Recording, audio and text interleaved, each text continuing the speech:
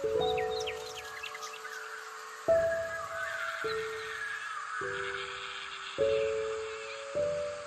saudara, dan ini tidak lengkap, saya hanya ambil sebagian. Jadi ini hanya ada 2,5 halaman. Sedangkan kalau Suta 118 ini dicetak total semua, jumlahnya 15 halaman. Ya, lalu kenapa Bante hanya ambil 2,5 halaman? Karena hanya itu yang saya butuhkan. Ya, sisanya Anda boleh cari sendiri. Caranya bagaimana? Masuk ke Google, tulis MN spasi 118 Majjhima. Enter, atau Majjhima bahasa Indonesia, enter ya, akan keluar suta ini. Bapak Ibu Saudara,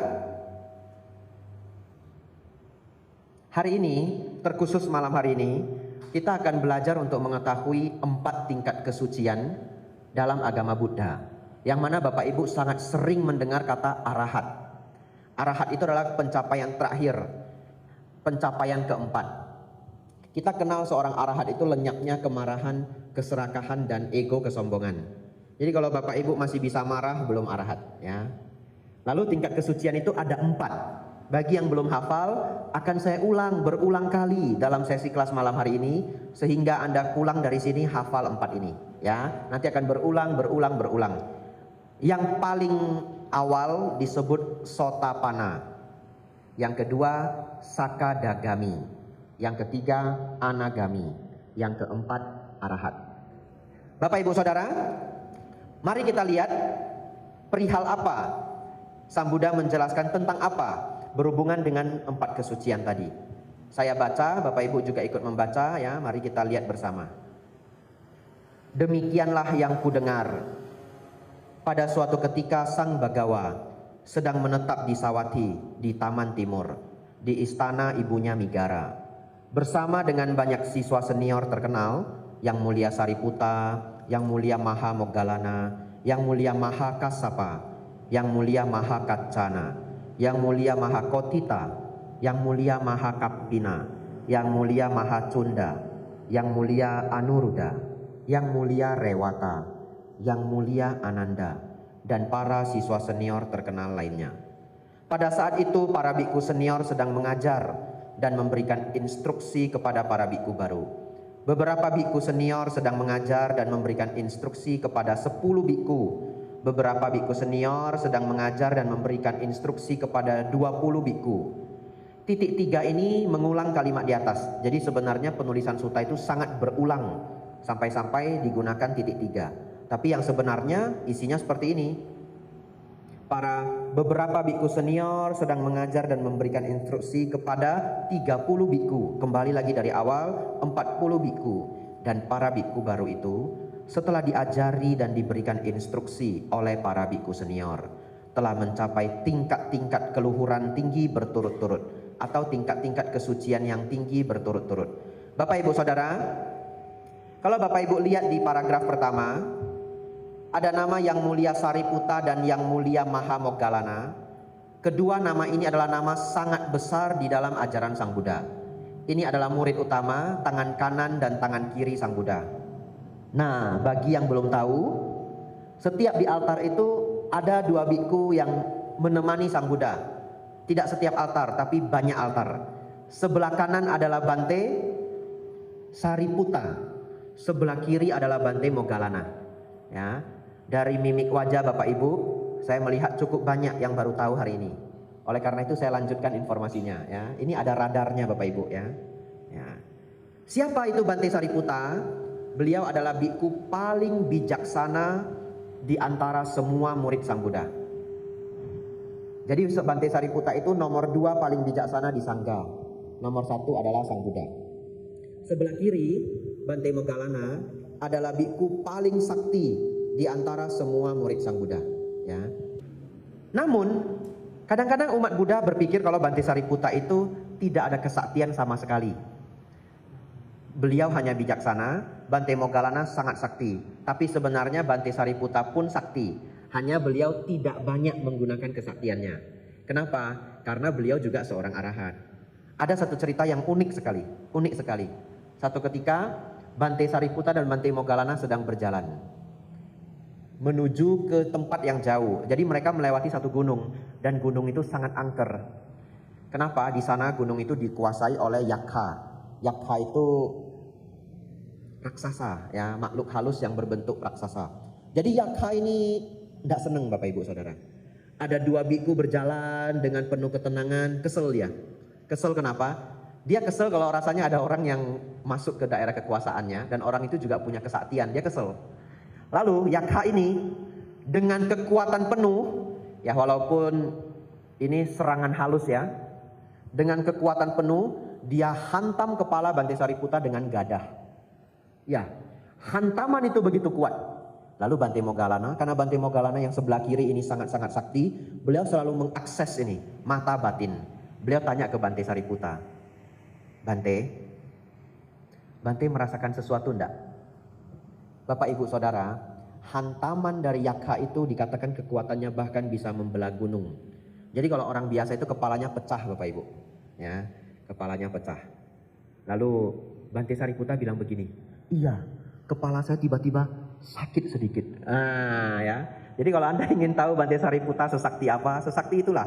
Jadi memang beliau tidak pernah menunjukkan kesaktian, orangnya sangat rendah hati ya, dan bahkan tidak banyak menggunakan kesaktian untuk mengatasi masalah. Beliau selalu mengajarkan umat Buddha mengatasi masalah dengan kebijaksanaan, tapi bukan berarti beliau tidak sakti. Ya, Bapak Ibu Saudara, itulah perbedaan sifat ya dari Bante Sariputa, Bante Moggallana. Terakhir ya, unik-unik lagi, saya cari informasi yang unik-unik ya. Bante Sariputa itu disebut biku yang mencapai kesucian, mencapai kesempurnaan dengan cara yang gampang. Bante Moggallana dengan cara yang sulit. Jadi Bante Moggallana itu 1 minggu setelah belajar dengan Sang Buddha mencapai arahat. Tapi perjuangannya sangat berat. Beliau bermeditasi sampai sangat lelah dan ngantuk. Dan pada saat beliau sangat ngantuk, Sang Buddha muncul ya, dengan kesaktian beliau mendatangi beliau. Sang Buddha muncul, lalu Sang Buddha mengingatkan biku Moggallana yang saat itu belum mencapai arahat, jangan menyerah, jangan menyerah. Lalu Bante Moggallana itu memberitahu Sang Buddha bahwa beliau sangat ngantuk. Tapi Sang Buddha memberitahu bertahanlah dengan beberapa cara. Yang pertama, lidah ditekan di langit-langit. Masih tidak berhasil, berdiri dulu, pergi melihat bintang. Masih tidak berhasil, renungkanlah Dhamma. Masih tidak berhasil, gosok telinga. Ya, jadi Sang Buddha mengajarkan kalau ngantuk, gosok telinga. Setelah ngantuknya hilang, lanjut bermeditasi. Jadi Bapak Ibu Saudara kalau nanti ikut retreat atau ikut pabaja, temennya gosok-gosok ya, Anda jangan heran ya, dia sedang mempraktekkan ajaran Bante Moggallana. Tapi saya pikir pakailah hati nurani ya. Kalau temannya semua sedang bermeditasi kusyuk, ya kita jalan keluar pelan-pelan, gosok-gosok di luar ya. Karena ini kan berbunyi nih ya. Tapi kalau meditasi bersama ya enggak apa-apa. Tapi kalau jadi samanera, jadi atasilani, diusahakan meditasinya tidak mengeluarkan suara. Karena sudah lebih serius ya dibandingkan kalau meditasi bersama singkat.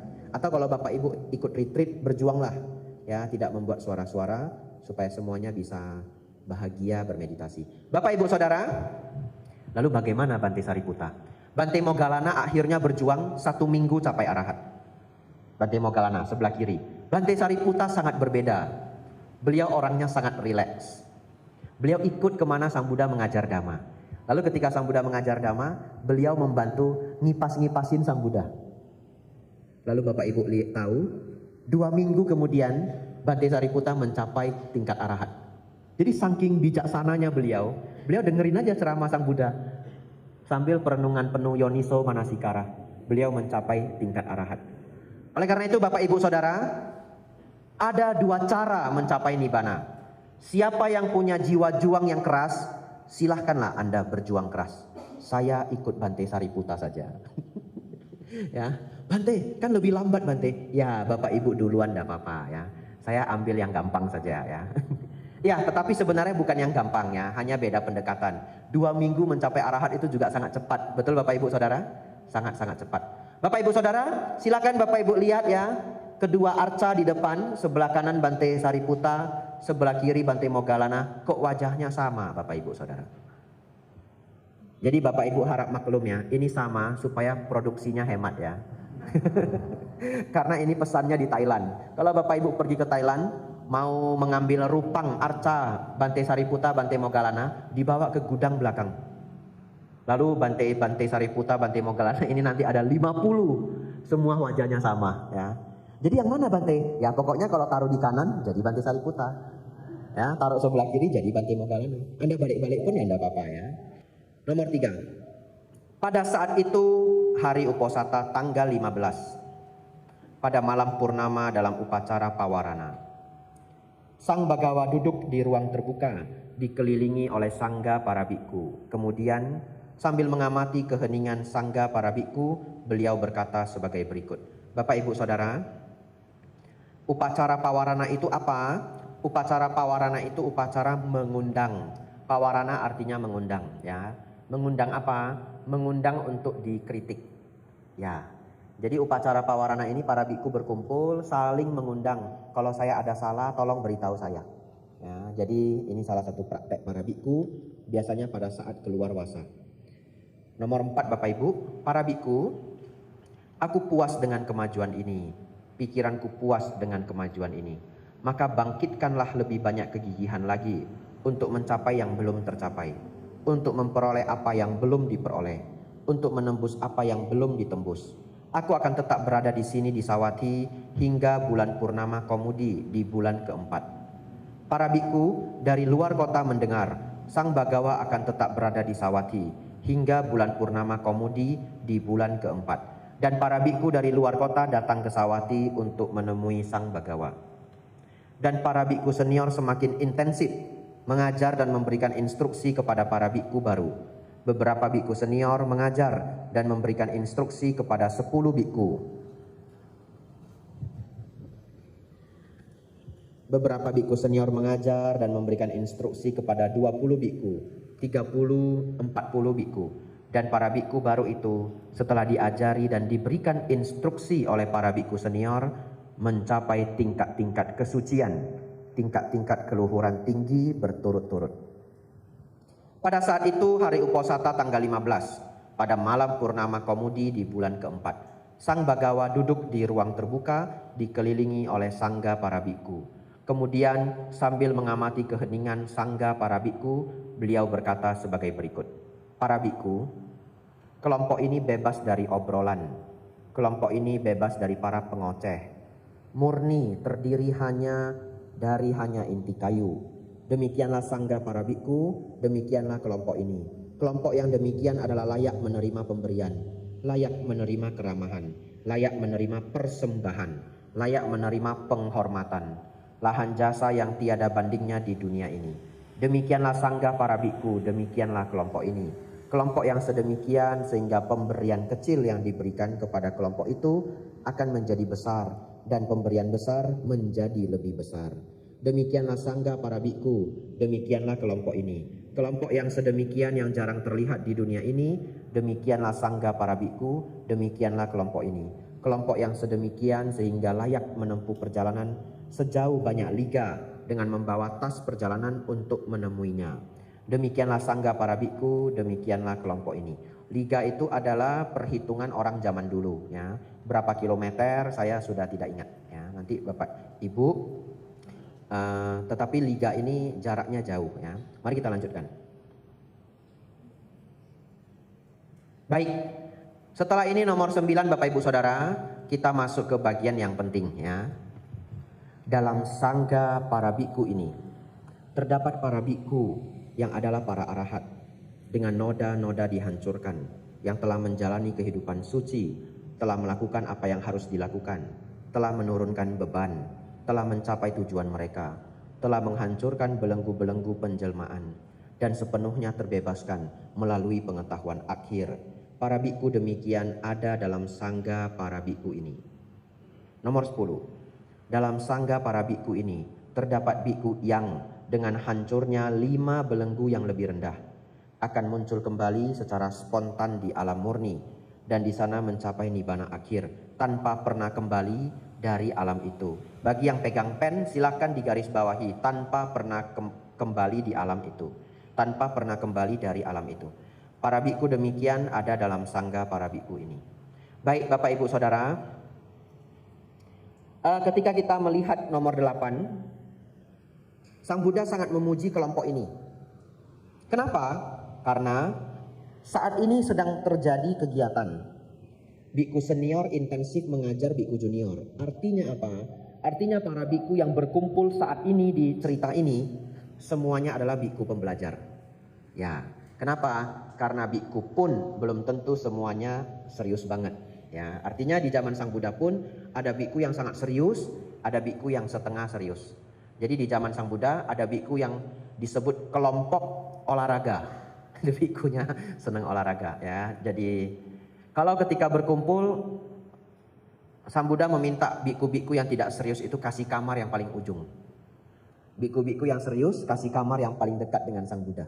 Itu cara Sang Buddha memberitahu kalau mereka harus berubah ya.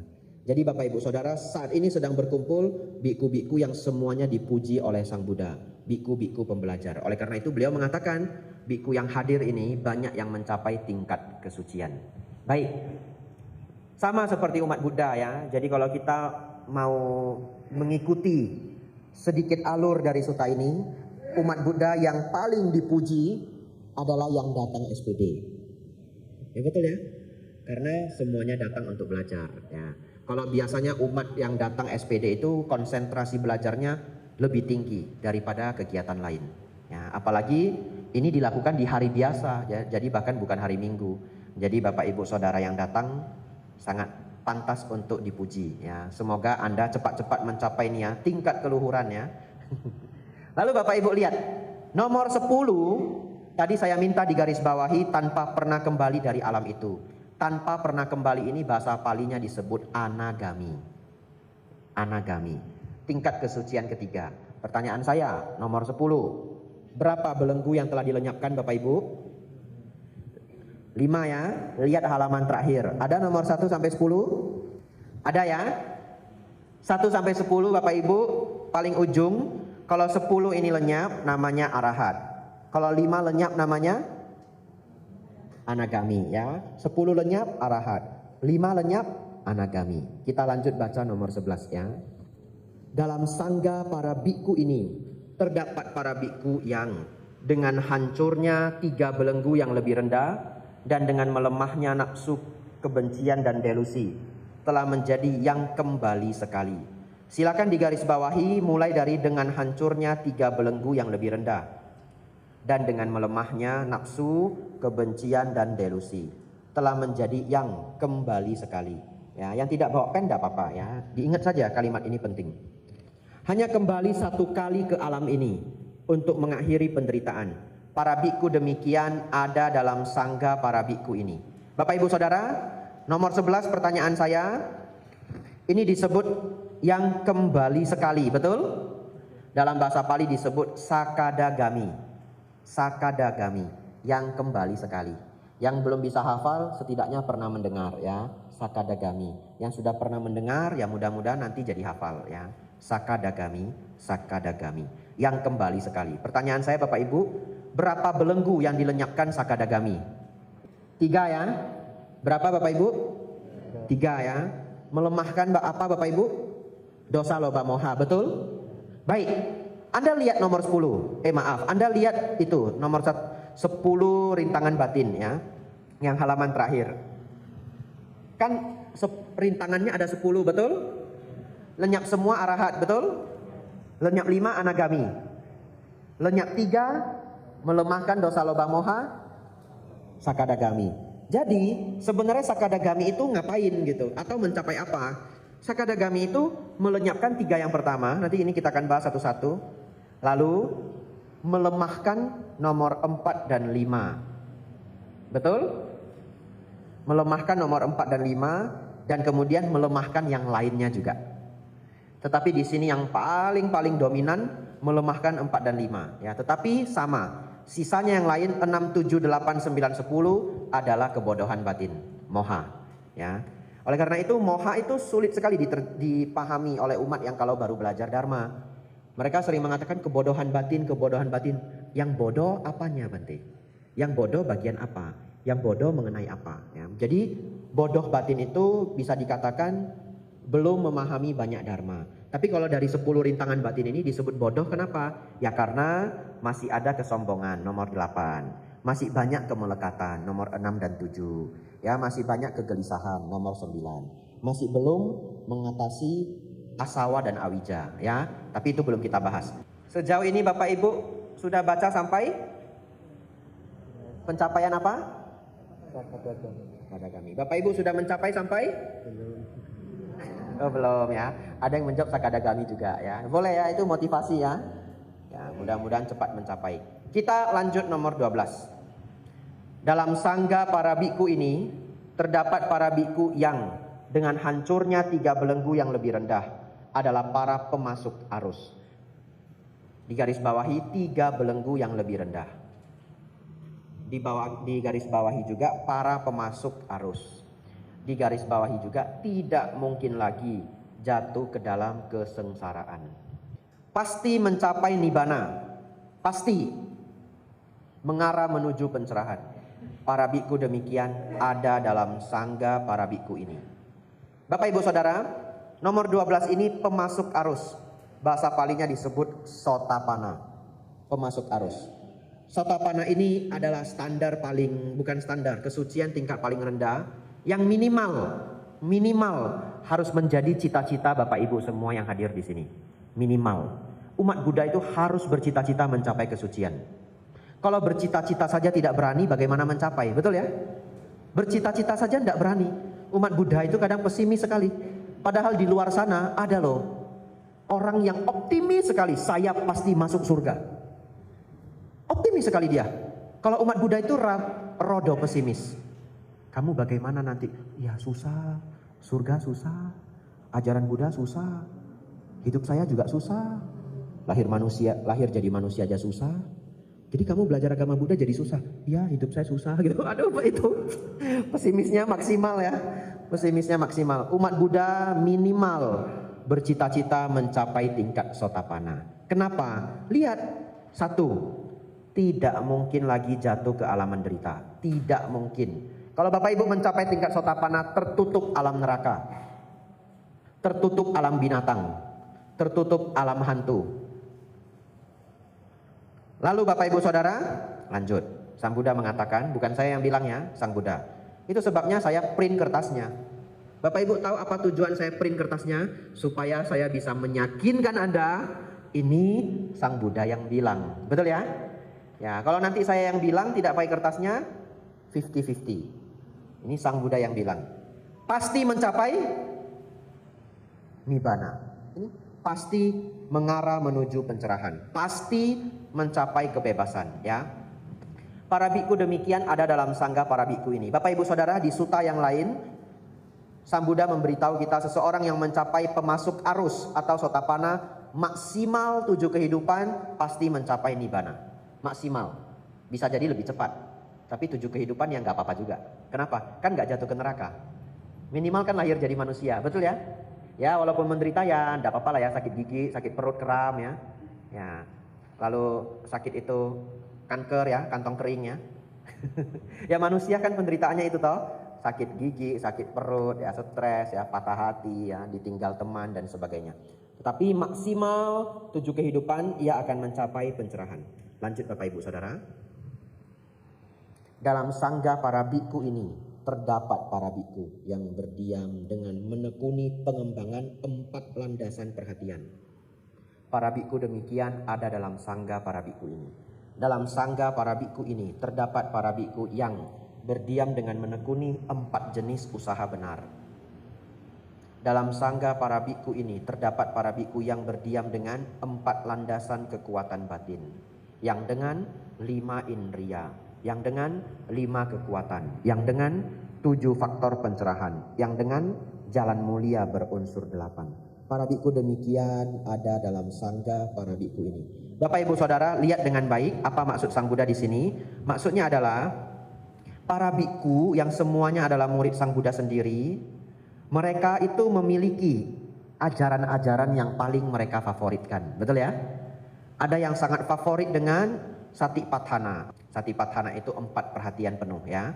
Lalu ada yang menekuni 4 jenis usaha benar, sama wayama. 4 landasan kekuatan batin, 5 indria, 5 kekuatan, pancabala, 7 faktor pencerahan, sata bojangga.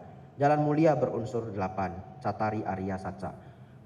Itu 4 kebenaran mulia. Jalan mulia berunsur 8. Nah, Bapak Ibu Saudara, oleh karena itu, ini menjadi pengetahuan kita bersama bahwa fokus setiap orang itu memang bisa berbeda-beda. Tetapi apabila semuanya adalah ajaran dhamma yang benar, semua akan membawa pada tingkat-tingkat pencerahan. Ya. Kalau Bapak Ibu tanya ke saya, dari semua ini Bante paling senang yang mana? Semua juga senang, tapi kalau disuruh pilih satu yang paling favorit, favorit saya adalah jalan mulia berunsur 8. Ya. Kita lanjut Bapak Ibu Saudara, nomor 14. Dalam sangga para biku ini, terdapat para biku yang berdiam dengan menekuni pengembangan meta, cinta kasih. Ada yang menekuni pengembangan karuna, belas kasih. Ada yang menekuni pengembangan kegembiraan altruistik, mudita. Ada yang menekuni pengembangan keseimbangan batin, upekha. Ada yang menekuni pengembangan meditasi kejijikan, asubha. Persepsi ketidakkekalan. Para biku demikian ada dalam sangga para biku ini.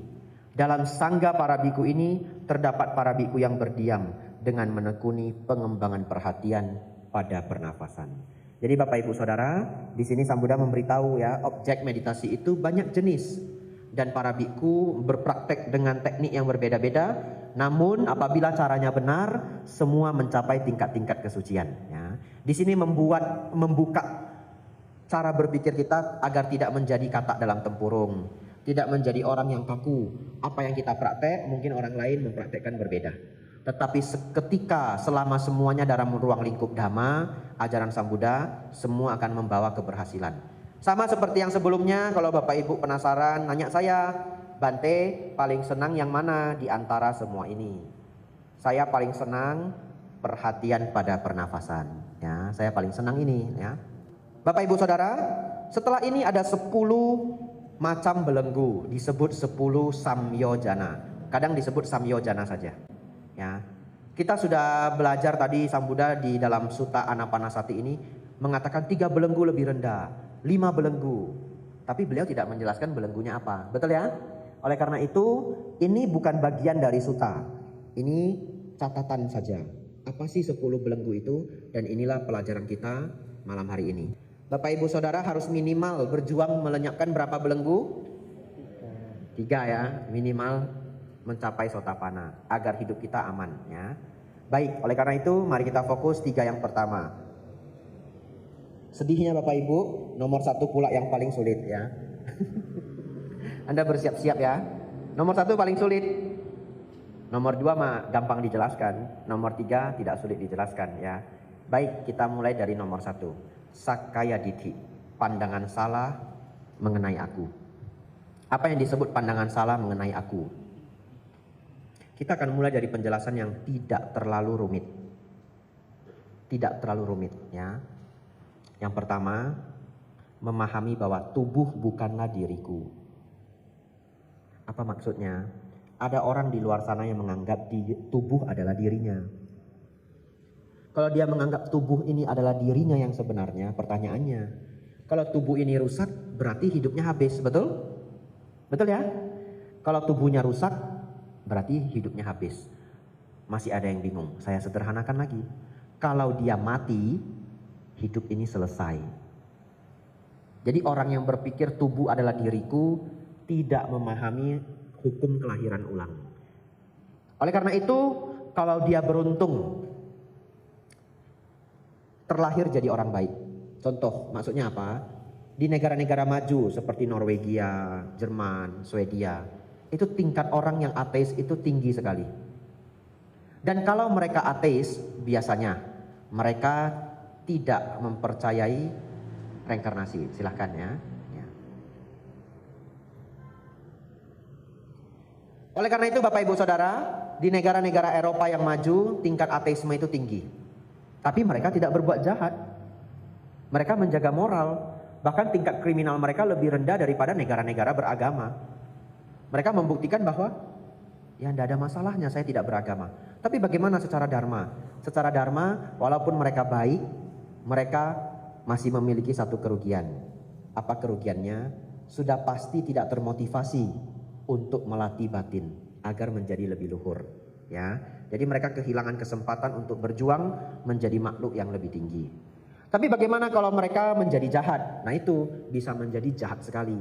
Karena sudah tidak ada yang dia takuti. Dia berpikir setelah mati habislah sudah hidup ini. Ya, oleh karena itu akan lebih berbahaya lagi karena dia bisa terlahir di alam yang menderita. Satu ketika ada seorang Brahmana datang ke Sang Buddha. Lalu dia berkata begini, bagaimana kalau ternyata hukum karma itu tidak benar ada? Begitu ya. Masalahnya Sang Buddha bisa jelas melihat bahwa hukum karma itu ada. Karena Sang Buddha punya kemampuan melihat kehidupan lampau. Brahmana ini kan tidak punya. Tapi dia bertanya, bagaimana kalau ternyata tidak ada? Luar biasanya Sang Buddha bahkan tidak memaksa Brahmana ini untuk percaya dengan mengatakan, saya sudah melihat sendiri. Kamu kok tidak percaya? Tidak. Siapa di sini yang belum pernah makan buah matoa? Ada ya? Nah, belum pernah makan buah matoa. Bisa enggak? Ini kan semua sudah ada yang pernah makan ya. Coba jawab ya atau tidak aja ya. Ya atau tidak. Apakah buah matoa itu tidak enak?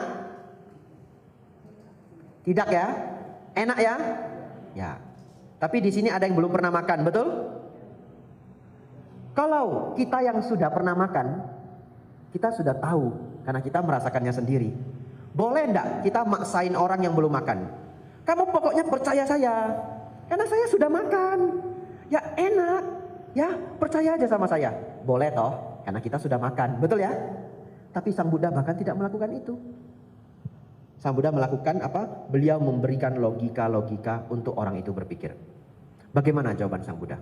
Sang Buddha menjawab begini. Oh Brahmana, apabila seseorang berbuat baik dalam hidupnya, maka dia mendapatkan dua keuntungan.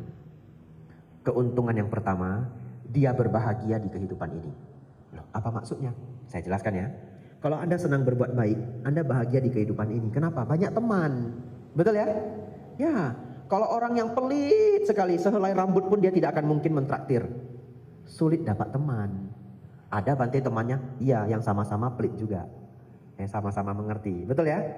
Jadi Bapak Ibu Saudara, jikalau seseorang senang berbuat baik, dia itu berbahagia. Kenapa? Satu, dia banyak teman. Dua, dia sering namanya menjadi harum, ya. Apalagi kalau dia merawat sila. Kalau dia percaya hukum karma kan dia merawat sila, manfaatnya lebih banyak lagi. Kalau ada terjadi sesuatu biasanya dia tidak dituduh.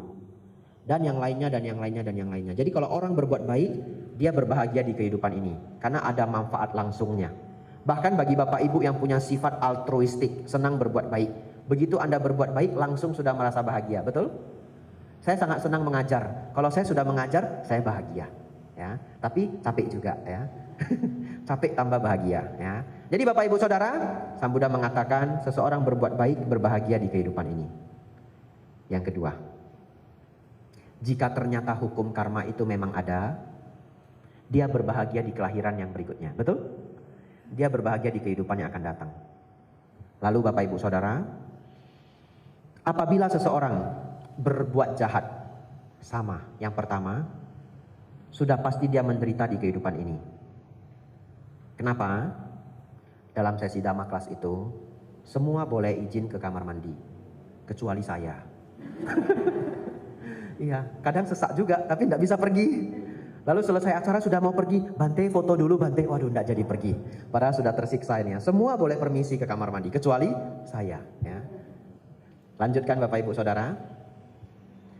Apabila seseorang berbuat jahat, satu, dia sudah pasti menderita di kehidupan ini. Kenapa? Ya, mencuri itu bisa ditangkap, betul ya? Kalau ditangkap warga di tempat yang mengerikan, dibakar hidup-hidup. Di tempat yang mengerikan. Kalau di tempat yang tidak mengerikan, ya di Thailand. Kalau pencuri ketangkap di pasar, diikat di tiang. Kemudian dipukuli sama ibu-ibu pakai sapu, ya. Kenapa yang mukul ibu-ibu? Supaya tidak mati. Kalau yang mukul bapak-bapak, satu orang ninju sekali mati Bapak Ibu pencurinya ya. Ya Bapak Ibu, kalau ada pencuri di jalan itu jangan ikut mukul ya. Zaman sekarang kalau pencurinya mati, itu dicari siapa yang mukul. Ya, kadang-kadang masuk berita ya, kalau pencurinya mati bisa ketangkap 5 orang, 7 orang yang memukul pencuri tersebut. Jadi kalau Anda dapat pencuri, ya ikat dah, telepon polisi ya. Ya. Lalu Bapak Ibu Saudara, Sang Buddha mengatakan seseorang yang berbuat jahat, dia menderita di hidup ini. Ada penderitaan yang dia alami. Tidak dipercaya orang, gampang gelisah, ya, dan yang lainnya dan yang lainnya. Dan apabila ternyata kelahiran berikutnya itu ada, dia akan terlahir di alam menderita. Lalu Sang Buddha mengatakan, dengan berpikir demikian, bahkan ketika hukum karma itu tidak ada, Sang Buddha tidak menjelaskan demikian, ini saya sederhanakan ya. Bahkan ketika seseorang beranggapan hukum karma itu tidak ada, dan katakanlah tidak ada, seseorang masih untung 2 kali, betul? Dia untung 2 kali. Dan ketika ternyata hukum karma itu benar adanya, dan ada kelahiran berikutnya, dia untung 4 kali. Yang tidak mau merawat sila, berbuat kebajikan karena ragu hukum karma itu tidak ada, dia langsung rugi 2 kali. Dengan logika seperti itu, Brahmana ini senang sekali. Kita masih di nomor 1, pandangan salah mengenai aku. Yang pertama, tubuh bukanlah diriku, ya. Masih ada 4 Bapak Ibu. Totalnya semua, pancakanda bukanlah diriku. Apa itu pancakanda? Pancakanda itu badan dan 4 yang ada di batin. 1 tambah 4. 1 badan, 4 batin. Kok batin ada 4 Bante? Bagian-bagian batin itu dibagi menjadi 4 oleh Sang Buddha. Yang pertama, ini biar gampang, saya biasanya masuk ini dulu. Perasaan. Ya, Bapak Ibu punya perasaan? Punya ya. Baik. Misalkan Bapak Ibu senang, itu perasaan, betul? Sedih, perasaan ya. Yang kedua, pikiran. Apa itu pikiran? Pikiran itu yang ngomong di pikiran Anda. Ya. Jadi Bapak Ibu Saudara, Anda sudah bisa membedakan perasaan dan pikiran. Perasaan itu yang Anda rasakan, senang, tidak senang, netral ya, marah, malu, itu adalah perasaan. Pikiran yang ngomong di pikiran Anda. Ya. Pertanyaan saya, pikiran dipengaruhi sama perasaan enggak? Sangat dipengaruhi, ya. Kalau Anda sedang kesal naik mobil, tiba-tiba ada yang nyalip, langsung Anda berpikir apa? Gimana ini nyalip orang? Lalu begini, begitu, begini dan begitu. Bayangkan kalau Anda sedang bawa mobil di Jepang, Bapak Ibu. Dan itu hari pertama Anda tiba di Jepang. Wah, indah sekali negaranya. Contoh ya, contoh saja ya. Diandai-andaikan saja, saya juga belum ke Jepang Bapak Ibu ya. Bapak Ibu Saudara, dengan keadaan hati yang bahagia, jalan-jalan dengan teman atau dengan keluarga, tiba-tiba ada yang nyalip, persis sama seperti kemarin di Semarang. Seret begini, tidak marah, gak apa-apa. Betul ya? Nah, lagi happy. Ya. Dulu ada teman saya pergi ke Jepang, saya nanya dia pertanyaan yang lucu sekali. Saya tanya dia begini, ke Jepang happy enggak? Tahu enggak dia jawab apa? Saya nanya dia, kamu ke Jepang bahagia enggak? Apa? Lihat apa yang paling bahagia? Dia jawab saya lucu sekali. Saking lucunya saya masih ingat sampai hari ini. Dia jawab saya begini, namanya ke jalan-jalan ke luar negeri itu pasti seneng. Kamu nanya saya lihat apa seneng? Saya lihat rumput aja seneng katanya. Ya, jadi Bapak Ibu Saudara, Anda hari ini sudah bisa membedakan perasaan dengan pikiran. Sudah 2 ya. Yang ketiga, di dalam pikiran kita, batin kita ada kesadaran. Kesadaran mah gampang. Kalau Anda nggak pingsan ya sadar, betul ya? Kalau Anda pingsan ya nggak sadar. Ini nampak sekali. Yang keempat yang paling sulit. Paling sulit. Pencerapan. Pencerapan. Atau gampangnya disebut pengenal. Ya, bahasa Palinya disebut sanya. Tapi setelah 9 tahun menjadi biku, saya menemukan contoh sanya yang mudah-mudahan bisa membantu Anda memahami. Yang belum pernah Anda dengar sebelumnya. Saya ceritakan yang mainstream dulu. Mainstream itu yang sering dipakai orang. Warna. Ini tempat karpet yang saya duduki warna apa Bapak Ibu? Merah ya. Ini gagang mie ini warna apa? Hitam. Pertanyaan saya, ketika Anda menjawab merah, Anda perlu nggak menunggu perasaan senang atau perasaan tidak senang? Nggak perlu nunggu. Berarti itu bukanlah perasaan. Betul ya? Yang kedua, Anda perlu berpikir nggak? Itu warna apa ya? Perlu enggak? Enggak perlu. Begitu Anda lihat, Anda langsung sudah tahu. Betul? Begitu lihat saja merah, hitam, coklat. Itu disebut pengenal. Anda tidak perlu berpikir, Anda tidak perlu menunggu si perasaan untuk muncul, Anda langsung tahu begitu saja. Disebut sanya. Tapi kenapa Sang Buddha menjelaskan mengenai sanya? Nah, itu nanti di bagian terakhir. Yang setelah 9 tahun saya ketemu contoh yang uniknya. Kita maju dulu pelan-pelan. Bapak Ibu sudah setuju tubuh bukanlah diriku? Setuju ya, karena ada kelahiran kembali. Kalau tubuh adalah diriku, tubuh saya hancur, tidak ada kelahiran kembali. Kenyataannya ketika tubuh ini hancur, kita lahir lagi dan memiliki tubuh yang baru. Itu artinya tubuh itu bukanlah diriku yang sebenarnya. Karena kalau tubuh saya rusak, tubuh saya hancur, pikiran saya akan menciptakan tubuh yang baru, yang kita sebut kelahiran kembali, punarbawa. Yang kedua, segala sesuatu yang tidak bisa kita kontrol dalam Dharma disebut bukanlah milikku. Yang tidak bisa kita kontrol bukanlah milikku. Yang bukan milikku disebut bukanlah diriku, ya. Jadi semua yang tidak bisa dikontrol dalam Dharma istilahnya adalah bukan diri. Ya, bukan milik, bukan diri. Perasaan Bapak Ibu bisakah Anda kontrol? Tidak. Buktinya kalau pagi moodnya baik, sore belum tentu, betul? Ya, ada orang yang pagi moodnya baik, siang moodnya jelek, sore moodnya baik lagi. Stres kalau ketemu orang seperti itu ya. Kita harus lihat dulu moodnya dari jauh. Lagi baik, nah kita maju. Nah, dari jauh kita lihat moodnya lagi jelek, kita mundur, betul ya? Nah, ada orang moodnya lebih cepat lagi berubah. Bisa berubah dalam hitungan jam, bisa hitungan menit, setengah jam, 20 menit moodnya sudah berubah. Disebut apa Bapak Ibu? Moody ya, atau di psikologi disebut bipolar. Orang bipolar itu sangat moody. Ya sebenarnya tidak disebut bipolar, tapi orang yang bipolar itu sangat-sangat moody. Jadi setengah jam yang lalu dia bisa aja masih semangat 45. Setengah jam berikutnya dia moodnya sudah jelek. Ya, Bapak Ibu Saudara, kita sudah setuju perasaan tidak bisa dikontrol. Karena kalau Bapak Ibu bisa kontrol perasaan, pasti Bapak Ibu maunya perasaan senang terus, betul? Kenyataannya kita nggak bisa request, oh perasaan boleh ndak setiap Sabtu dan Minggu kamu selalu bahagia? Nggak mau dia. Terserah saya, dia bilang begitu ya. Ya, terserah apa yang Anda hadapi gitu. Baik, nomor 2, pikiran. Pikiran bisa Bapak Ibu kontrol sepenuhnya? Jawabannya tidak. Jawabannya tidak. Saya kasih bukti. Kalau Bapak Ibu sedang punya masalah berat, lalu pikiran kacau, dalam hati ngomong tidak berhenti, gimana ini ya, aduh gimana ini solusinya, kenapa dia bisa begitu ya, aduh kenapa saya bisa sial begini, lanjut terus sampai tidak bisa tidur. Lalu Bapak Ibu ingin tidur, betul? Kalau Bapak Ibu ingin tidur apa yang dilakukan? Stop saja pikirannya. Kenyataannya bisakah di stop? Sulit ya. Saya kasih contoh nomor 2 yang lebih jelas lagi, lebih jelas dari nomor 1. Kalau putus cinta Bapak Ibu. Seseorang kalau putus cinta, dalam pikirannya muncul terus pikiran mengenai si dia. Sampai-sampai menderita. Dan kadang-kadang orang ini ingin kalau bisa tidak berpikir dia lagi. Tetapi semakin berjuang tidak berpikir dia, semakin terpikir. Ini sedikit bukti bahwa Anda tidak mengontrol pikiran Anda sepenuhnya. Apa yang tidak bisa dikontrol bukanlah milik kita. Apa yang bukan milik kita bukanlah diri kita.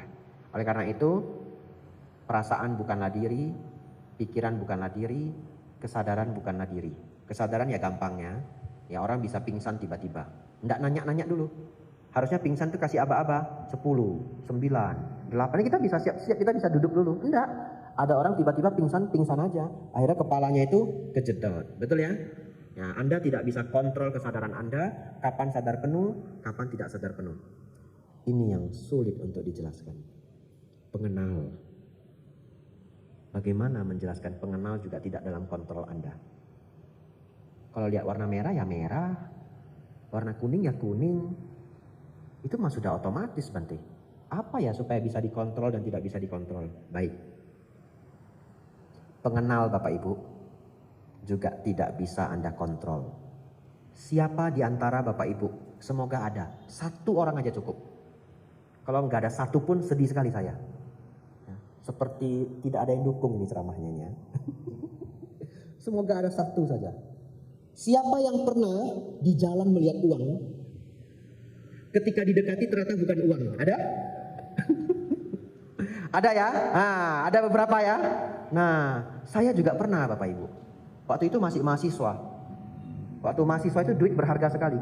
Tiba-tiba saya nampak 50.000 Bapak Ibu. Wah, saya senang sekali. Ya, saya senang sekali. Begitu saya dekati Bapak Ibu. Plastik aqua Bapak Ibu. Plastik aqua. Tapi kalau Bapak Ibu mempraktekkan 5 sila dengan penuh, sebenarnya barang yang ketinggalan oleh orang pun kita tidak boleh ambil, ya. Sila nomor 2 ya, adinadana. Tidak mengambil apa yang tidak diberikan. Jadi kalau ada barang ketinggalan kita pun tidak boleh ambil secara sila. Dan itu untuk melindungi Anda supaya Anda tidak dijebak orang, ya. Jadi Bapak Ibu Saudara, pengenal saya error Bapak Ibu. Pengenal saya menciptakan bahwa hal itu adalah uang 50.000. Tapi karena masih samar-samar, masih jauh, saya kasih yang lebih unik lagi. Kadang-kadang ada sesuatu, entah bunga, tanaman, atau kain ya. Kalau dilihat dari jauh itu kayak orang Bapak Ibu. Pernah nggak ngalamin? Ya. Ada yang belum pernah, ada yang pernah ya? Ya. Jadi kalau kita lihat dari jauh itu persis orang gitu. Kalau didekati, oh tanaman. Tanaman bentuknya kriwel-kriwel atau bunga ya. Lalu nanti kita sudah lupa, kita lewat lagi, kita ketakutan lagi, betul ya? Ada orang gitu. Lalu kadang-kadang bentuknya itu sangat mirip dengan hantu. Wah, ada hantu. Tetapi ketika didekati, bukan. Baik, kalau Anda bisa atur pengenal Anda, harusnya ketika pertama kali melihat itu seram, berarti kan pengenalnya mengenalkan itu sebagai sesuatu yang menyeramkan, betul ya? Harusnya Anda bisa ganti. Kan itu dalam kuasa Anda. Anda atur, kalau melihat itu bukan orang, itu bukan hantu, itu bunga, atau itu dewa, terserah. Dibuat menjadi sesuatu yang tidak menyeramkan. Anda bisa ganti, nggak bisa. Atau bagaimana supaya Anda happy? Anda koleksi itu, plastik botol aqua, koleksi yang banyak, terus buang di lantai. Lalu Anda atur pengenal Anda. Setiap saya melihat plastik aqua adalah uang 50.000. Nggak bisa. Yang bisa cuma satu kali waktu itu. Berarti pengenal Anda kadang-kadang bisa error. Atau dia tidak error, dia bekerja sudah benar. Anda yang salah berpikir, begitu ya. Tapi Anda kan tidak bisa mengontrol pengenal itu, betul? Iya, tidak dalam kontrol Anda. Itulah pengenal pun tidak dalam kontrol kita. Pengenal bukanlah milik kita. Pengenal bukanlah diri. Jadi Bapak Ibu Saudara, ini yang Sang Buddha sebut sebagai anatta, bukan diri.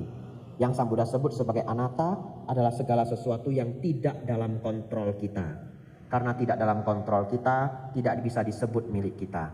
Karena tidak bisa disebut milik kita, bukanlah diri kita. Ya, tubuh bukanlah diri kita, tidak dalam kontrol kita. Bapak Ibu Saudara, tubuh kita menua setiap harinya. Tidak bisa kita stop. Tidak bisa kita bilang, oh tubuh jangan menua, jangan menua. Tidak bisa.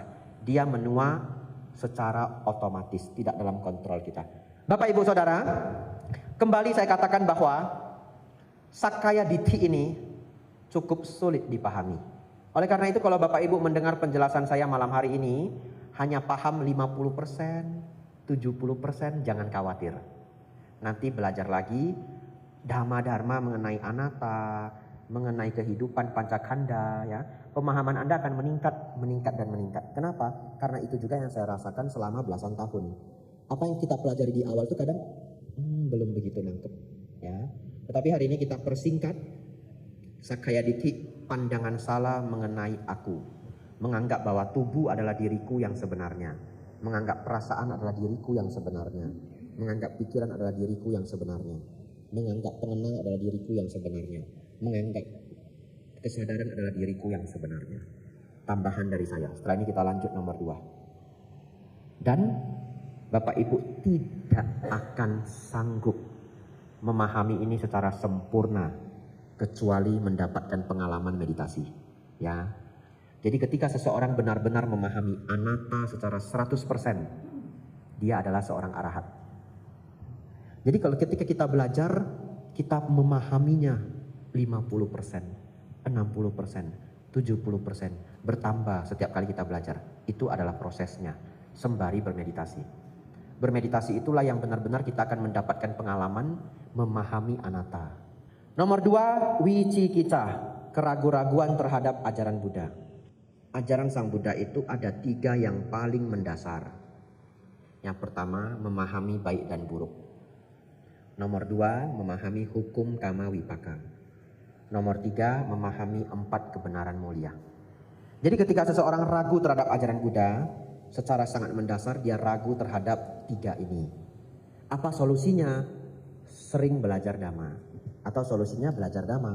Ya, jadi satu-satunya cara menghilangkan keraguan terhadap ajaran Buddha, ikut SPD. Ya, belajar Dhamma, jadi tahu. Sila Bata Paramasa. Ini juga menjadi penjelasan panjang saya yang terakhir. Setelah ini tidak ada penjelasan yang terlalu panjang. Ya. Bapak Ibu Saudara, mari kita baca. Kepercayaan bahwa upacara atau ritual semata dapat membawa pada tingkat kesucian dan pembebasan dari penderitaan. Saya ulangi sekali lagi.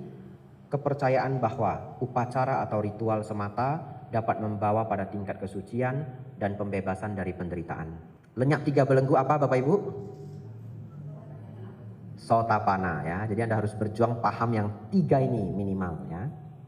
Nomor 3, Sila Bata Paramasa. Pertanyaan saya Bapak Ibu, apa yang disebut suci? Bapak Ibu pernah merenung nggak? Apa sih yang disebut suci? Dan kalau di ajaran lain, suci itu bisa karena ditunjuk. Betul ya? Orang ini ditunjuk sebagai orang suci. Siapa yang menunjuk? Beda-beda, tergantung ajarannya. Ya. Tapi ada makhluk yang punya hak khusus bisa menunjuk siapa yang suci dan siapa yang tidak suci. Bagaimana dalam Dharma? Apakah Dharma dalam kesucian dalam Dharma itu ditunjuk? Tidak. Kesucian dalam Dharma itu adalah standar. Ikut apa? Belenggu ini, betul? Gak bisa main tunjuk. Standarnya belenggu. Jadi Bapak Ibu Saudara, dalam Dharma dikatakan suci apabila kemarahannya sudah lenyap atau berkurang. Keserakahannya sudah lenyap atau berkurang banyak. Ketiga, kesombongannya sudah lenyap. Ego dan kesombongannya sudah lenyap atau berkurang banyak. Kenapa saya pakai atau? Karena kalau lenyap semua namanya arahat, betul ya? Tapi dalam Dharma Sang Buddha juga kasih standar yang lain. Belum arahat pun anagami, sakadagami, sotapana. Apakah sotapana masih ada kemarahan? Ada. Nanti kita lihat ya. Itu ada standar-standarnya. Yang tidak ada kemarahan apa? Anagami. Jadi Bapak Ibu Saudara, dalam Dharma dikatakan suci kalau dosa loba mohanya berkurang, tidak bisa main tunjuk. Tapi ternyata itu adalah universal tanpa orang sadari. Saya kasih contoh. Kalau di satu desa Bapak Ibu, katakanlah kita semua warga satu desa yang sama. Ya, namanya Desa Tanah Putih. Contoh ya. Lalu ada satu orang ditunjuk. Dia adalah orang suci. Sejak saat itu semua orang memuja dia. Orang percaya dia orang suci. Semua orang memuja. Lalu satu ketika hanya karena masalah yang sangat sepele. Hanya sangat sepele. Apa masalahnya? Misalkan nggak sengaja kesenggol bajunya. Bajunya toh, bukan orangnya. Kesenggol bajunya. Langsung dia marah sangat mengerikan. Barang dia banting semua. Barang hancur semua. Sejak itu, apakah Bapak melihat dia sebagai orang suci? Sulit ya? Padahal dia sudah ditunjuk. Itu membuktikan kepada Anda tidak ada yang bisa melebihi standar dari Dharma. Orang langsung mundur. Dia tidak suci ternyata. Disenggol kainnya saja, ngamuk sampai menghantam barang. Nomor 2. Orang itu dianggap suci Bapak Ibu. Suci banget. Semua orang memuja. Saking memujanya, semua orang mengangkat dia menjadi pimpinan. Lalu tiba-tiba setelah 3-4 tahun, ketahuan Bapak Ibu Saudara. Ternyata selama ini semua uang warga dia curi 50%. Setelah ketahuan, masih mau Bapak Ibu menganggap dia orang suci? Tidak mau. Padahal dia sudah ditunjuk. petunjuk itu langsung habis, dimakan sama keserakahan. Betul Bapak Ibu Saudara? Yang ketiga, kesombongan. Kalau ketika seseorang ditunjuk sebagai orang suci, tapi dia lihat semua orang seperti sesuatu yang sangat kecil, ya, dihina-hina semua orang dihina-hina. Setelah terkumpul, akhirnya semua orang tidak mau menganggap dia suci. Itu membuktikan kepada Bapak Ibu Saudara, suci itu tidak bisa ditunjuk. Suci itu harus merupakan kualitas dari batin. Dan apa yang Sang Buddha katakan, menjadi suci adalah berkurangnya dosa loba moha. Baik, kita masuk sila bata paramasa. Tidak ada ritual dan upacara apapun yang dapat membawa pada kesucian. Apa maksudnya? Baik, Bapak Ibu Saudara, kalau seseorang tidak lagi punya kemarahan sedikit pun, namanya anagami. Lihat, nomor 5 apa belenggunya? Kemarahan, betul? Kebencian dan niat jahat, itu bagian dari kemarahan. Anagami lenyap 5 belenggu, betul? Berarti anagami sudah tidak bisa marah. Sotapana dan sakadagami masih bisa marah. Tapi jangan karena ini besok Bapak Ibu berpikir Bapak Ibu sudah boleh marah. Nanti kalau Bapak Ibu marah, lah kan belum anagami, begitu ya? Ya tidak juga ya, berjuanglah untuk mengurangi kemarahan ya. Bapak Ibu Saudara, seorang anagami itu tidak lagi memiliki kemarahan. Bapak Ibu, ada tidak? Carikan untuk saya. Ada tidak ritual yang mana setelah kita ikuti besok kemarahan kita hilang? Belum ada ya? Ada nggak sembayangan apa begitu? Lah bayar enggak apa-apa. 50 juta juga enggak apa-apa. Belum ada ya? Kalau ada Bapak Ibu bayar 50 juta, dibuat ritual sedemikian macam rupa, besok kemarahan lenyap. Wah, besok biku resign semua. Nggak perlu latihan lagi, bayar aja. Betul ya? Kenyataannya tidak bisa. Tidak ada ritual dan upacara apapun yang bisa membantu Anda. Kemarahan lenyap seketika, keserakahan lenyap seketika, ego dan kesombongan lenyap seketika. Belum ada. Oleh karena itu Bapak Ibu, kalau diberitahu ikut saja ritual ini, ikut saja upacara ini, Anda dijamin hidup abadi, Anda dijamin lahir di alam yang tinggi. Setelah Anda melakukan ritual itu, besoknya kualitas diri tidak berubah. Siapa yang bisa menjamin Anda lahir di alam yang lebih tinggi? Karena untuk lahir di alam tinggi itu syaratnya adalah kualitas batin, kualitas karakter, bukan ritual. Ada loh namanya ritual mengurangi marah. Ini beneran. Jadi ada seseorang Bapak Ibu yang dia memiliki tingkat kemarahan yang tinggi. Kemudian oleh peramal dia diminta untuk membuat ritual supaya kemarahannya lenyap. Dan dia mau, dia bayar. Katakanlah kalau uang sekarang itu seharga 15 juta. Karena ini ceritanya sudah lama. Setelah bayar Bapak Ibu, dimandiin pakai air bunga, kemudian diberi kain. Kain sakral ini harus dijaga 40 hari. 40 hari. Tidak boleh di tempat yang rendah. Lalu kain sakral ini diletakkan di lemari. Dijaga sedemikian rupa. Selesai ritualnya Bapak Ibu, kemarahan langsung berkurang. Tidak marah-marah lagi. Kenapa Bapak Ibu? Sayang sama 15 jutanya. Betul ya? Kalau Bapak Ibu sudah bayar 15 juta, lalu kemarahan tidak berkurang, kan rasanya bodoh ya bayar uang itu ya. Jadi karena Anda bayar 15 juta itu, otomatis Anda langsung merasa harus ada efeknya. Betul ya? Sejak Anda bayar, ritual dilakukan, nggak marah lagi. 3 bulan lagi kumat ya. Iya, pasti kumat. Nah, kalau tidak kumat, sila bata paramasa ini tidak sah. Pasti kumat. Jadi bisa Bapak Ibu, ritual mengurangi marah itu bisa. Bayar. Setelah bayar nggak marah karena bayarnya mahal. Setelah itu kumat lagi ya. Oleh karena itu Bapak Ibu Saudara, ingatlah, tidak ada ritual dan upacara apapun yang bisa membantu Bapak Ibu melenyapkan kemarahan, melenyapkan keserakahan, melenyapkan kebodohan batin. Dan 3 itu adalah sumber penderitaan. Makanya di sini ditulis, kepercayaan bahwa upacara atau ritual semata dapat membawa pada tingkat kesucian dan pembebasan dari penderitaan adalah belenggu adalah kekeliruan. Bapak Ibu Saudara, 5 menit lagi jam 9 ya. Anda sudah paham 3 belenggu, yang lainnya tidak sulit. 4. Nafsu indria. Siapa yang lenyap nomor 4 Bapak Ibu? Tingkat kesucian keberapa?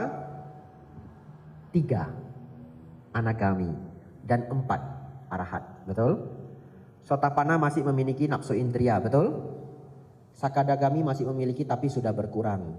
Oleh karena itu umat perumah tangga walaupun memiliki suami ataupun istri bisa mencapai sotapanna. Karena sotapanna itu masih memiliki nafsu indria. Makanya kalau kita lihat di zaman Sang Buddha, para pedagang-pedagang besar yang senang belajar dhamma banyak yang mencapai sotapanna. Contohnya Anatha Pindika. Padahal menjadi pedagang besar itu sangatlah sibuk. Banyak yang mau diurus. Betul ya? Ya, tetapi mereka juga bisa berjuang mencapai sotapanna. Bagaimana caranya Bante? Banyak belajar dhamma. Saya ulangi, banyak belajar dhamma. Sotapanna itu ditembus dengan kebijaksanaan mendengarkan dhamma. Kalau sakadagami bagaimana Bante? Sakadagami sudah sulit ya. Biasanya sakadagami itu lebih banyak ditembus oleh pabajita. Ya, jadi seorang pabajita itu sudah tidak memiliki pasangan hidup. Ya, jadi pelan-pelan nafsu indria akan tertekan. Nah, ketika dia menembus sakadagami, nafsu indria masih ada, tetapi sudah sangat-sangat tertekan. Ya. Tapi kalau nanti dia menembus anagami, nafsu indrianya lenyap. Jadi tidak sulit bagi seorang pabajita untuk mencapai tingkat sakadagami. Jadi untuk para atasilani, cita-citanya harus lebih tinggi. Ya, cita-citanya yang lanjut jadi atasilani tetap, cita-citanya arahat tapi minimal sakadagami. Begitu ya. Karena sudah tidak memiliki partner hidup, kesempatan untuk menurunkan nafsu indria sangatlah besar, ya, sangatlah gampang. Tapi belum lenyap kalau mencapai anagami. Bapak Ibu Saudara, nomor 6, kemelekatan dan kehausan untuk terlahir di alam bentuk. Nomor 7, kemelekatan dan kehausan untuk lahir di alam tidak berbentuk, ya. Artinya apa 6 dan 7 ini? Keinginan untuk hidup. Jadi seseorang walaupun sudah mencapai anagami, anagami itu sudah tinggi sekali loh. Anagami itu sudah tinggi sekali. Anagami itu pasti terlahir di alam Brahma. Tetapi dia masih ingin terlahir, betul? Dia masih ingin terlahir. 8. Kesombongan. Seorang anagami, sotapanna, sakadagami dan anagami masih memiliki kesombongan. Yang tidak ada kesombongan adalah para arahat, ya. Tetapi kesombongan di sini adalah sifat pembanding, merasa dirinya lebih tinggi dari orang lain, merasa dirinya sama tinggi dengan orang lain, merasa dirinya lebih rendah daripada orang lain. Ketika seseorang membandingkan dirinya dengan orang lain, di situ muncul mana, M-A-N-A. Hanya secara sederhana diterjemahkan kesombongan, tapi mana itu adalah pembandingan diri, ya. Merasa diri lebih tinggi dari orang lain, merasa diri sama tinggi dengan orang lain, merasa diri lebih rendah daripada orang lain. Lah kalau begitu mau mikir apa nanti? Lah kalau saya ketemu orang ya otomatis otak ini sudah berpikir siapa lebih tinggi, siapa sama tinggi, siapa lebih rendah. Dia dengan saya, apakah saya lebih pintar atau dia lebih pintar? Saya lebih begini atau dia lebih begitu? Itu boleh berpikir begitu untuk subtopik. Apa maksudnya subtopik? Ya kalau Anda menjadi seorang guru, Anda harus mencari murid yang paling pintar matematika. Karena mau dikirim untuk lomba. Ya Anda harus membandingkan siapa yang lebih pintar matematika. Lalu kalau Anda kerja, ya Anda boleh membaca, oh dia itu lebih pintar bagian listrik daripada saya. Dan sebagainya dan sebagainya. Subtopik itu tidak mengganggu Anda. Tetapi kalau pemikiran itu selalu ada di pikiran Anda sepanjang waktu, itu akan mengganggu Anda. Oleh karena itu, cara berpikir yang baik adalah setiap orang memiliki kelebihan dan kekurangannya masing-masing. Setiap orang memiliki kelebihan dan kekurangannya masing-masing. Dengan demikian Anda tidak bisa menganggap diri Anda lebih tinggi. Anda tidak bisa menganggap diri Anda lebih rendah juga. Karena setiap orang punya pengetahuan yang berbeda-beda, pengalaman hidup yang berbeda-beda. Ada seorang guru Bapak Ibu, saya ketemu. Pintar sekali. S3 Bapak Ibu, pintar sekali. Ada kelemahannya juga. Ternyata beliau tidak pintar naik motor. Tidak pintar naik mobil. Tidak pintar bawa sepeda. Kemana-mana harus naik bus. Ada kelebihan, ada kekurangannya. Tapi Bapak Ibu, saya pernah ketemu orang tidak sekolah. Tidak sekolah. Lalu dia mengantar saya ke wihara naik mobil. Sepanjang jalan Bapak Ibu, saya banyak sekali pohon yang saya tidak tahu. Saya nanyain terus, Mas itu pohon apa? Mas itu pohon apa? Mas itu yang ditanam apa? Kentang Bante. Oh kentang. Oh kentang pohonnya kayak begitu. Lah itu apa Mas? Stroberi Bante. Oh stroberi kayak begitu. Sepanjang jalan dia tahu semua. Terus saya nanya, lah kok Mas pintar sekali Mas tanaman? Lah iya Bante tinggal di desa. Dan saya juga nanam. Masnya nanam apa? Kentang. Terus kentang putih. Kenapa nanamnya kentang putih? Sudah ada yang nampung Bante, ada pabriknya. Itu yang bikin french fries kiloan yang masuk supermarket. Kentangnya khusus kentang putih. Jadi kalau di sekitar pabrik itu, wah, siapapun nanam ditampung semua. Dan per kilo harganya bagus. Oh begitu. Di situ saya sadar Bapak Ibu. Setiap orang punya kelebihan dan kekurangannya masing-masing. Saya tidak ngerti pohon Bapak Ibu. Kalau kami tersesat di hutan berdua, di tempat yang berbeda, siapa mati duluan Bapak Ibu? Saya mati duluan Bapak Ibu. Saya kepedean, oh ini bayam, tak makan rupanya beracun, mati Bapak Ibu. Tapi dia pintar sekali, tahu ini dan tahu itu. Oleh karena itu Bapak Ibu, ingatlah, setiap orang punya kelebihan dan kekurangannya masing-masing. Barangkali seseorang pendidikannya lebih tinggi, ekonominya lebih tinggi, status sosial lebih tinggi.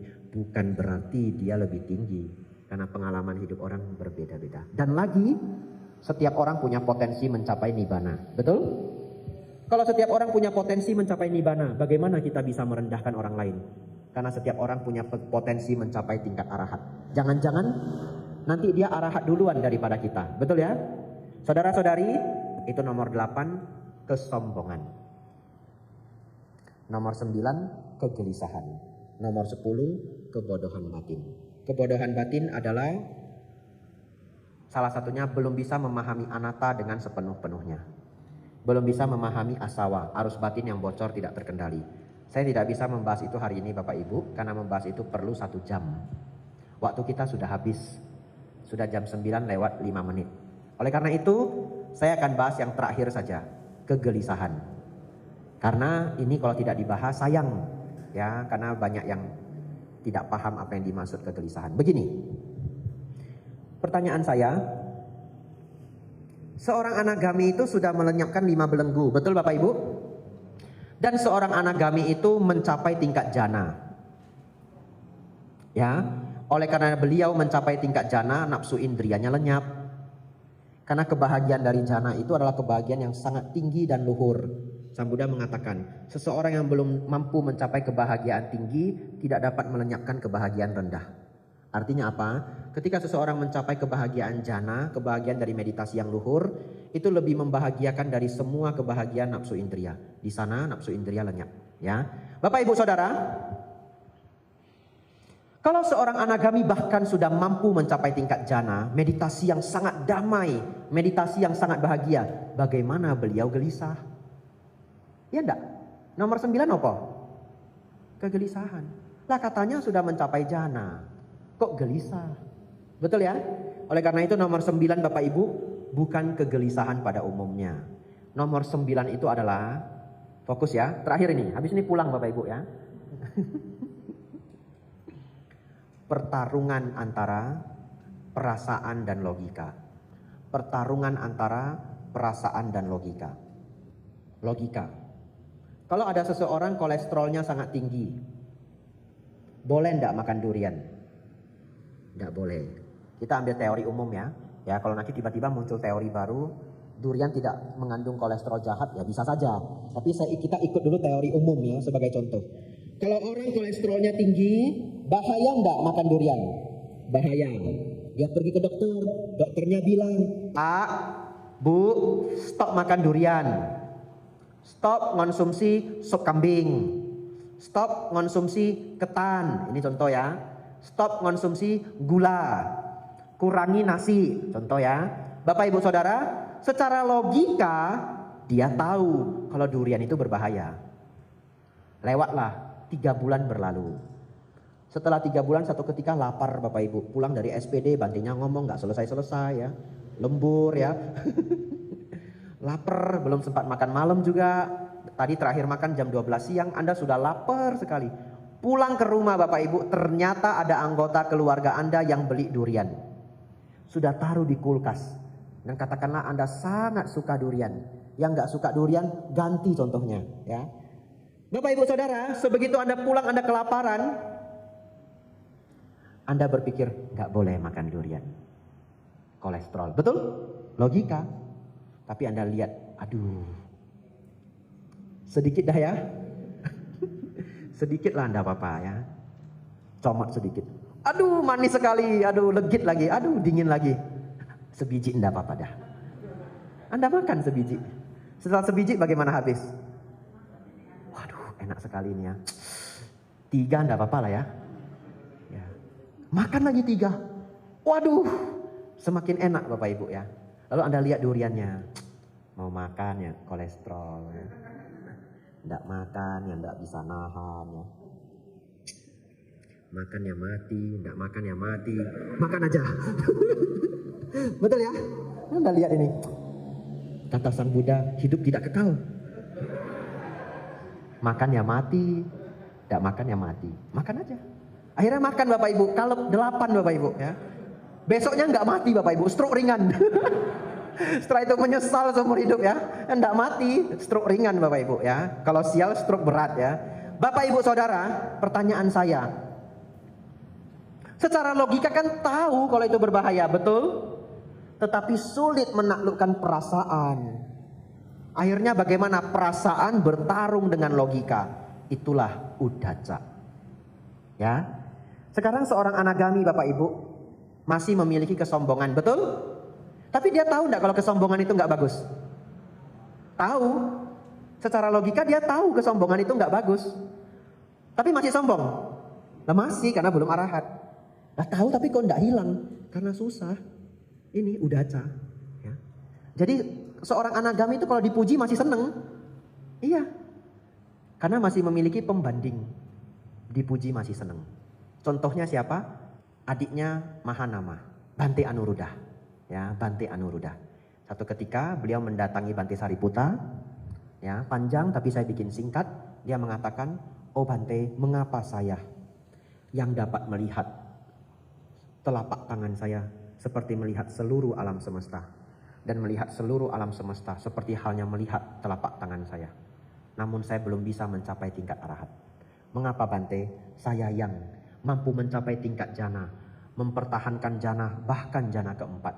Tapi kenapa Bante? Saya belum bisa mencapai arahat." Bante Anuruddha, anagami, datang ke Bante Sariputta nanya begitu. Apa yang Bante Sariputta katakan?